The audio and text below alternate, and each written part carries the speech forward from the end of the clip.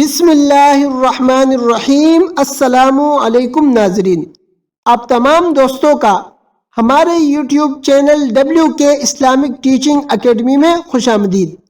ناظرین، آج کی اس ویڈیو میں ہم انشاءاللہ تعالی اسلامیات جماعت نحم سورۃ الانفال پارہ نمبر 9 کا بنیادی تعارف آپ کی خدمت میں پیش کریں گے۔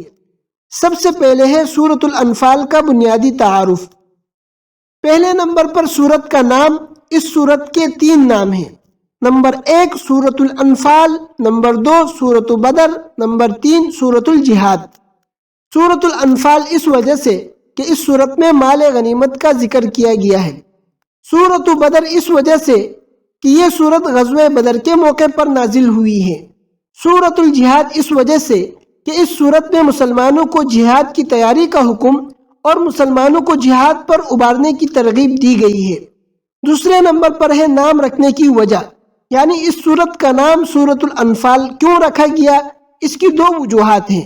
نمبر 1، اس سورت کی پہلی آیت میں الانفال کا لفظ آیا ہے، اس وجہ سے اس سورت کا نام سورۃ الانفال رکھا گیا ہے، جیسا کہ اللہ رب العزت نے فرمایا اعوذ باللہ من الشیطان الرجیم بسم اللہ الرحمن الرحیم یسألونک عن الانفال۔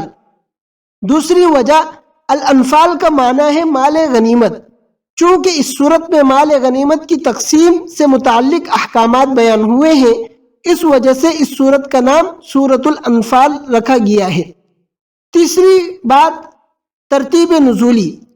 اس صورت کا نمبر ترتیب نزولی کے اعتبار سے 88 ہے، یعنی آپ صلی اللہ علیہ وسلم کے دور میں جب یہ صورت نازل ہوئی اس وقت اس کا نمبر 88 تھا۔ چوتھے نمبر پر ہے ترتیب مصحفی کے اعتبار سے یہ صورت 8ویں نمبر پر واقع ہے، یعنی اس وقت قرآن میں جو اس کی ترتیب ہے اس اعتبار سے اس صورت کا نمبر 8واں ہے۔ اس صورت کی کل آیات 75 ہے اور کل رکوع اس صورت میں 10 ہیں۔ ناظرین، اس حوالے سے اگر آپ کا کوئی سوال ہو تو کمنٹ باکس میں کیجئے گا، انشاءاللہ تعالی اس کا جواب دیا جائے گا۔